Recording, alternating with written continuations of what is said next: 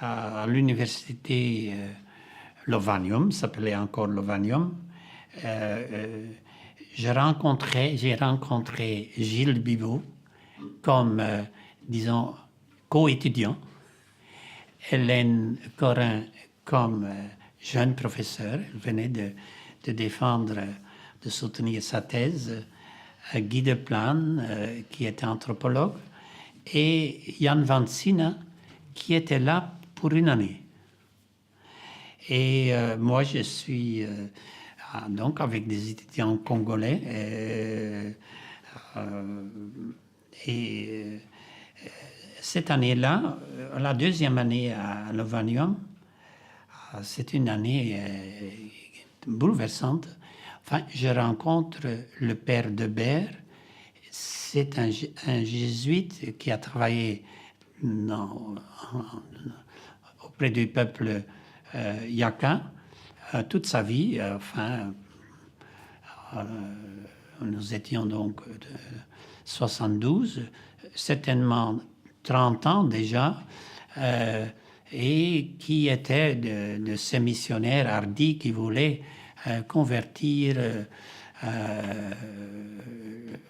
cette société. Et je le rencontre en mars et il me dit, Renat, si on peut, si j'arrive à éradiquer la croyance en la divination, le Kwango est pour le Christ. Tout tourne autour du devin. Et si tu veux vivre un jeune anthropologue, cette expérience, moi je te conseille d'aller dans cette région où je suis parti sur ce conseil, dans la région Tanda. Là, j'ai rencontré dans les années 40-45 le plus de devins, et je m'imagine qu'il y en a encore beaucoup dans cette région. Voilà, c'est donc la rencontre avec ses collègues, ses professeurs Gilles Bibot et Debert ont déterminé mon choix pour l'anthropologie. Mais dans une ambiance universitaire extrêmement importante. Mais j'ai oublié de dire que la première année, quand j'étais à Lovanium, ma mère est décédée. Et je suis rentré en Belgique, mais elle est morte et je l'avais senti qu'elle mourait quand j'étais dans l'avion. Donc il y a toute cette ambiance de mutation politique. Mobutu crée le mouvement populaire de la Révolution, le parti État, une politique très nationaliste du recours à l'authenticité. Et les étudiants, je les voyais faire. Le 4 juin, ils ont pris le recteur de l'université en otage pour exiger de meilleures conditions. Et il y avait eu très vite une intervention du militaire et il y a eu des tirs, il y a eu des blessés.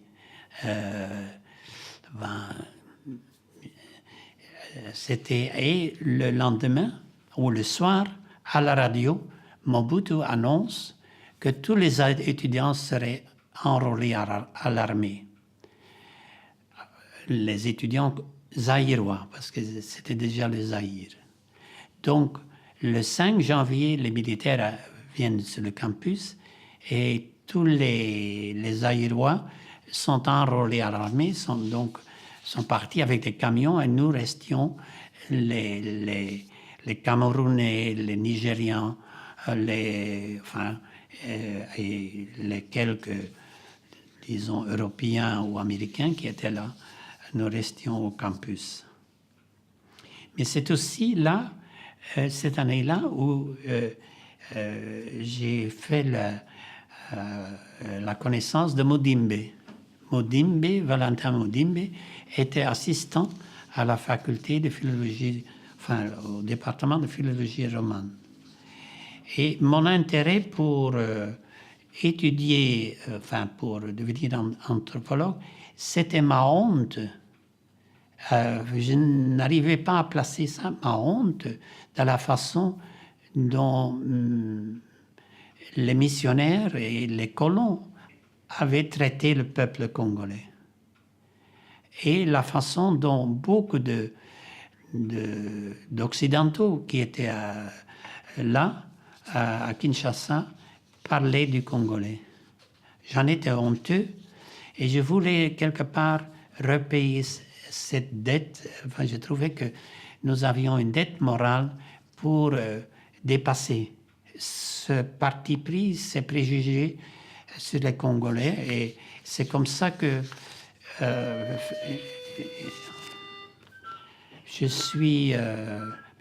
on devrait arrêter. Dans cette ambiance du recours à l'authenticité du président Mobutu, et qui était vraiment enthousiasmant pour la population. C'était la première fois qu'ils se sentaient devenir une nation, avec qu'ils allaient créer. Et donc, mais cette intervention au campus universitaire, enrôlant tous les étudiants, je comprenais deux choses. D'abord que, comme Européen, je n'avais pas d'avenir au Congo et je sentais une grande honte face à la colonisation et aussi à cette conversion en masse des gens vers le catholicisme. Et je sentais que c'était en contradiction, mon désir de devenir anthropologue, en contradiction avec mon engagement de jésuite. Et j'ai décidé en mai 1971 de quitter les jésuites. C'était une décision claire et nette, mais c'était en toute amitié. Une fois eu cette formation de jésuite, on reste quelque part jésuite pour la vie. Enfin, c'est-à-dire, ce sont mes amis qui me disaient ça, et je sens cela. C'est une formation, surtout noviciat, qui vous marque pour le reste de la vie, le reste de votre vie. Et c'est alors, comme anthropologue, que cette dette envers le peuple congolais m'a marqué. Et c'est comme ça que je voudrais passer au premier terrain, bloc 3, mes premiers terrains en RDC, en République démocratique du Congo, et chez les Yakar du Congo, c'est-à-dire dans le sud-ouest du Congo, à la frontière avec l'Angola. Et c'est de cette recherche que sera issue ma thèse de doctorat. Et donc, je commence à vivre au Congo déjà en octobre 1971 pour apprendre le Kiaka, la langue de cette population. Et j'arriverai à Itanda, le 4 janvier 1972 et quitterai cette région en octobre 1974. Et tout mon objectif est dès le début d'adopter une perspective endogène, c'est-à-dire une perspective essayer de comprendre les gens dans les termes à eux, en découvrant leur épistémologie et leurs grands thèmes de préoccupation, et les comprendre aussi presque à partir du non-dit, de ce qu'ils n'arrivent pas à dire parce que c'est trop évident, ou qu'ils ne diront que ce sont que des institutions tout à fait particulières, comme la divination, qui va formuler ce non-dit.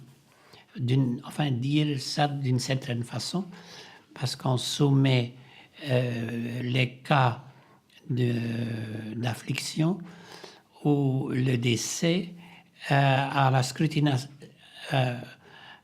au devin, pour qu'il scrutine, pour qu'il trouve pas une explication, mais une compréhension de ce décès, de cette affliction. Donc, j'ai dès le début une sensibilité pour l'indicible et une éthique de co-implication. Donc, ce sont les gens qui me diront ce que j'ai à faire. Et je me vois encore là balbutiant le yaka, donc arrivant dans ces circonstances tout à fait particulières que j'ai déjà esquissées du chef Tanda mourant et qui meurt, et toute cette succession. Et donc, c'est à ce moment-là que je commence déjà à deviner la question extrêmement difficile à comprendre de l'extimité que à l'intérieur, au plus intérieur de nous-mêmes, il y a toujours un élément qu'on ne comprend pas. Il y a de l'extériorité au plus intérieur, ce qui nous pousse à nous intéresser à tel sujet. C'est quelque part préfiguré, prédestiné par des expériences, soit d'enfance, soit d'expériences dans les générations avant moi, qui n'ont jamais été éclairées, n'ont jamais été éclaircies, jamais été mis au clair. Et il y a des enfants qui captent cet indicible et qui laissent cela travailler au plus intérieur d'eux-mêmes. Et c'est comme ça que je développe déjà, déterminé par cette écoute, et que je développerai déjà des thèmes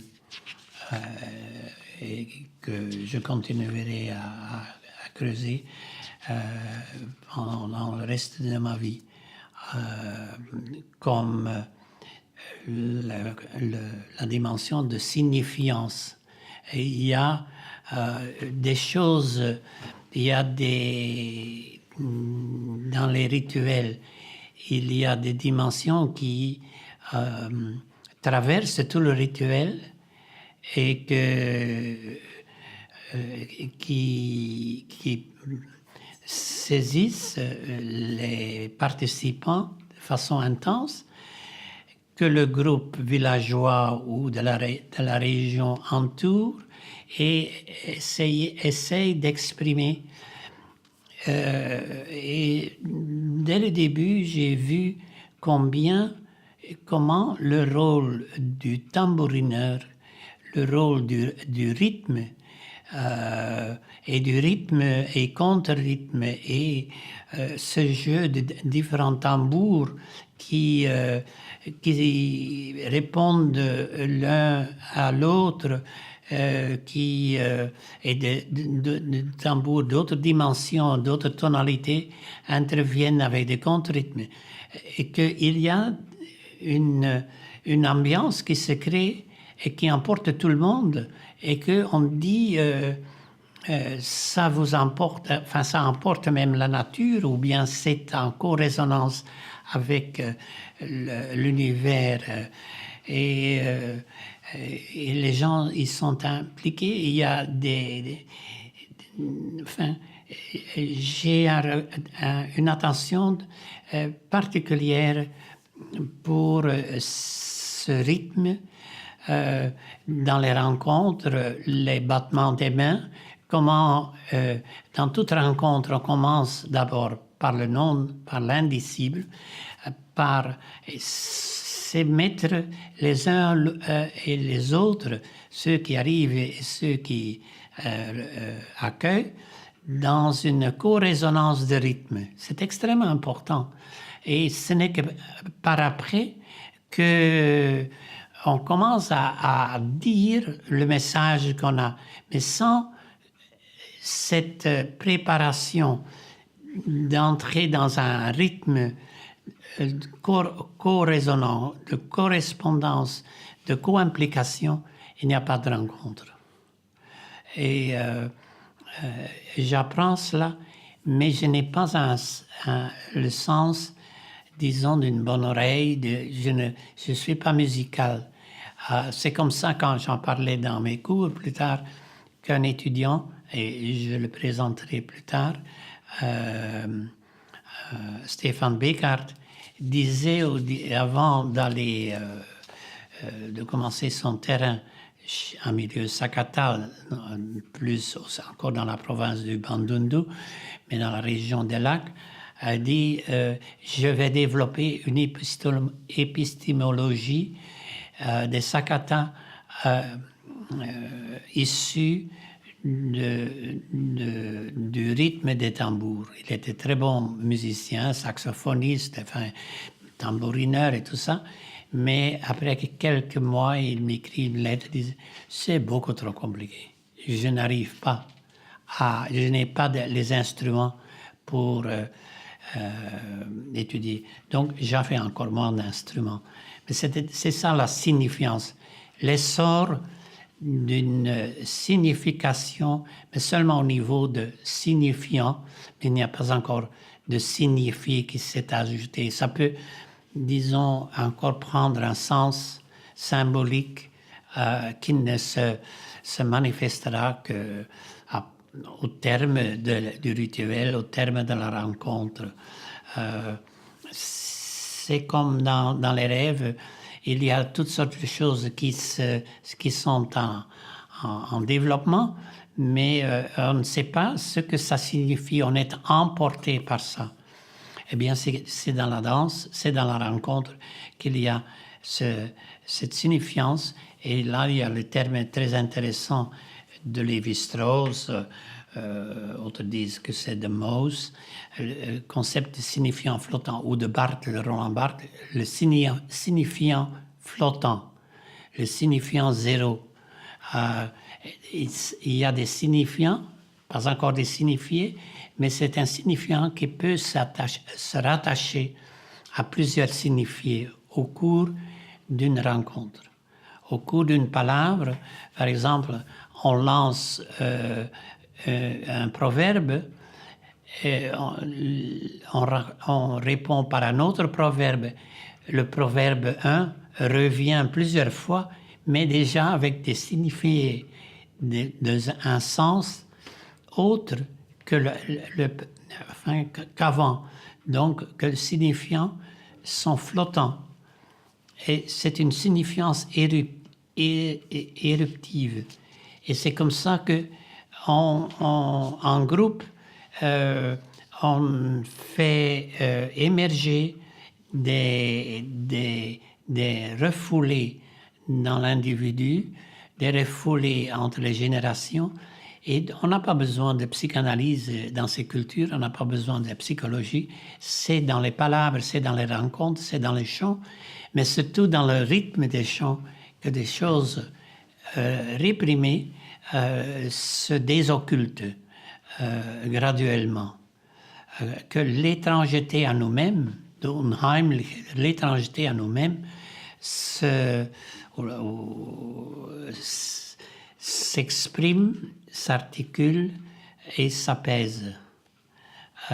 Les mythes, hein, un mythe peut prendre beaucoup de sens, mais dans ce travail mythopoétique, c'est-à-dire il y a un poèse, il y a un travail du mythe qui est remarquable.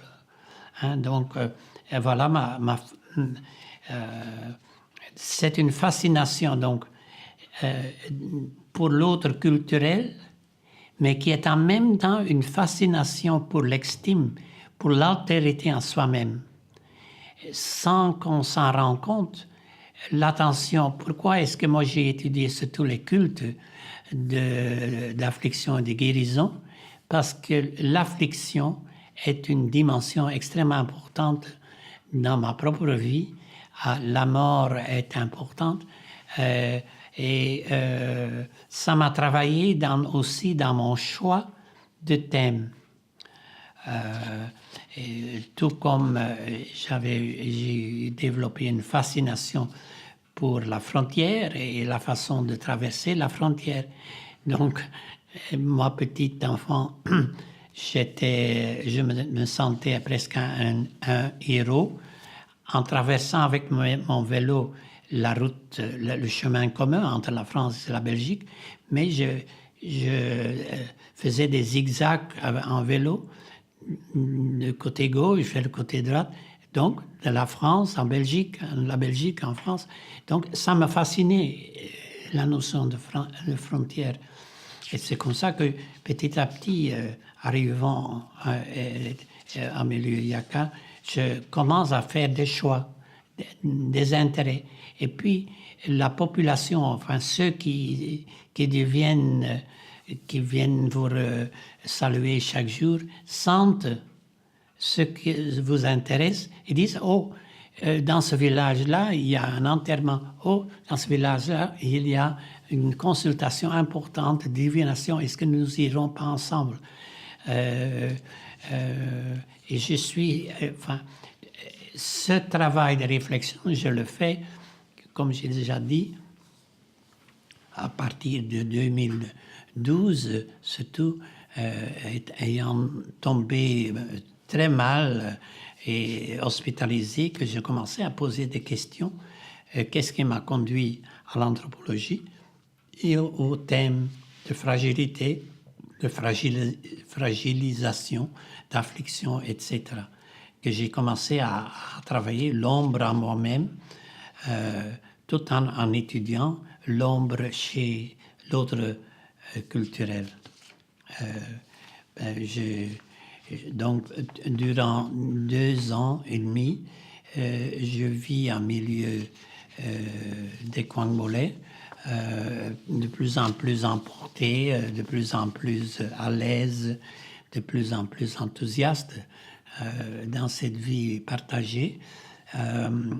Mais je me soigne mal et après 1 an, je sens que je suis très mal et j'avais tout juste un véhicule, un Land Rover toute vieille, et je dis non, je dois aller à la mission et voir les sœurs religieuses parce que la nuit où je suis arrivé à cette mission, il y a une grande fièvre qui se développe en moi. J'ai une pneumonie, donc je crache du sang. Et la sœur religieuse espagnole qui venait me voir le matin, parce que j'avais appelé le voisin de chambre, elle voit, enfin, qu'est-ce que... J'étais au lit avec mes habits. Ce que je faisais toujours au village, j'allais dormir quand j'étais fatigué, mais je ne me lavais pas, je dormais dans des conditions mal arrangées, parce que je n'avais pas un petit feu à côté de mon lit, donc j'avais des nuits très froides, et j'avais attrapé une pneumonie, peut-être aussi que je fumais encore la cigarette. Et donc la sœur religieuse me donnait la première piqûre et me faisait beaucoup de mal. c'est ta faute, elle disait. Tu t'es mal soigné. Et donc, j'interromps une petite période, je vais pour des examens médicaux à Kinshasa et les médecins me disent si tu veux guérir, arrêtez de fumer. Pour pouvoir arrêter de fumer, il faut soigner mieux votre nourriture. Donc le goût qu'on a dans la bouche. Et si tu es capable de faire ça, tu peux rentrer. Sinon, tu vas rentrer en Europe. Donc je rentre au village et je fais un peu plus attention à la nourriture, afin à me soigner mieux. Je deviens il y a un début d'impatience qui se développe, que enfin, je sentais le temps est contre moi. Je dois avoir assez de données dans 2 ans, enfin dans une période de 2 ans, pour un doctorat et pour d'autres articles et tout ça, et je dois aller de l'avant. Et ça, quand on est de nouveau tiraillé par notre concept occidental de temps, c'est-à-dire c'est un temps qui se déroule sur une ligne, et donc on a alors de nouveau la notion, on perd son temps. Et certainement dans des villages où j'ai vécu, on ne vous attend pas donc les gens vont en forêt ou travailler leur champ. Donc je devais arranger des rendez-vous, et avec tout ça, ce que ça. Mais je suis fasciné par les grands cultes d'affliction et de guérison, c'est-à-dire des cultes, j'apprends par après, par les études de John Jansen, qui se sont développés du Nigeria jusqu'en Afrique de l'Est, et puis vers le sud, dans toute la région, enfin dans l'univers bantou, et jusqu'en Afrique du Sud. Et j'ai pu vérifier, enfin, ou apprendre moi-même, lors de séjours en Afrique du Sud, qu'il y a des devins et sangomas qui ont une même épistémologie, une même façon d'approcher l'affliction, fondamentalement même que 2000 km plus au nord. Et c'est ça incroyable, ces cultes d'affliction. Ce sont des traditions qui ont traversé une grande partie de l'Afrique, mais que du temps de la colonisation ont été cachées au regard du colon et aussi des premiers ethnographes,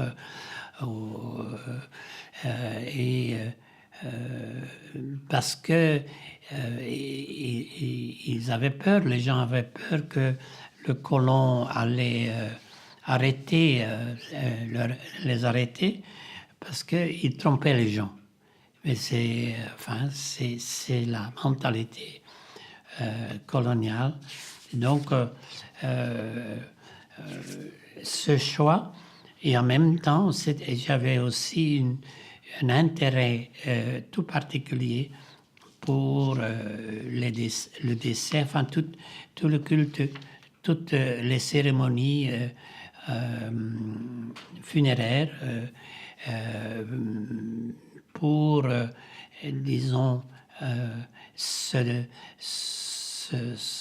c'est pas se défaire, mais pour que le défunt puisse rejoindre le monde ancestral sans qu'il ait encore une emprise sur les vivants, pour que cette blessure dans le tissu social se soigne, et que le défunt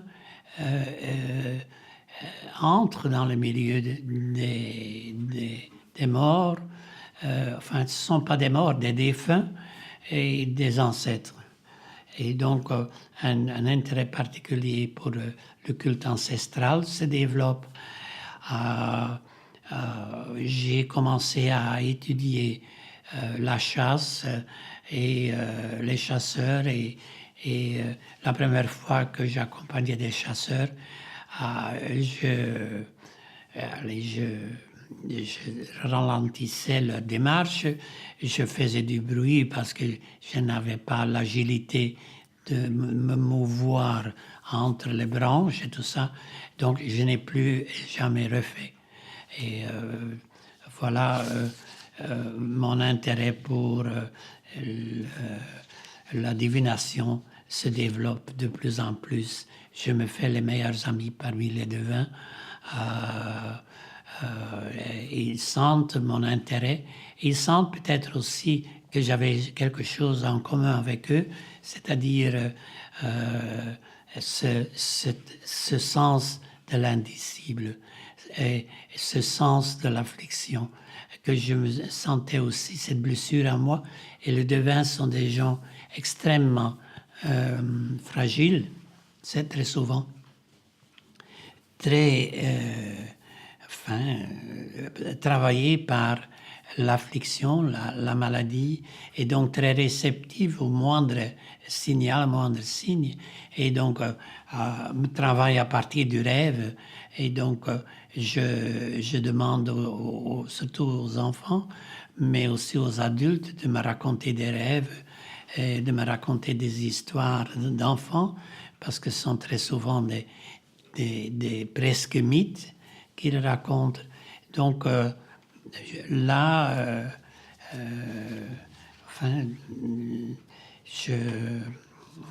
voilà des thèmes qui me travaillent à côté de ce grand thème de éthique que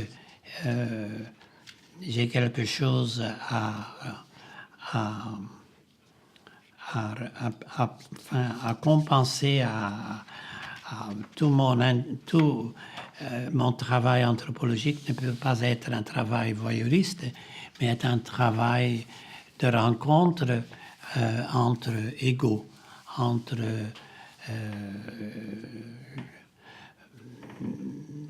c'est l'essentiel, je pense, que je peux dire. Donc, à liquider cette dette morale. Voilà, je voudrais terminer un thème ici en reprenant certains aspects sous d'autres thèmes, mais je voudrais clôturer ici ce thème-ci.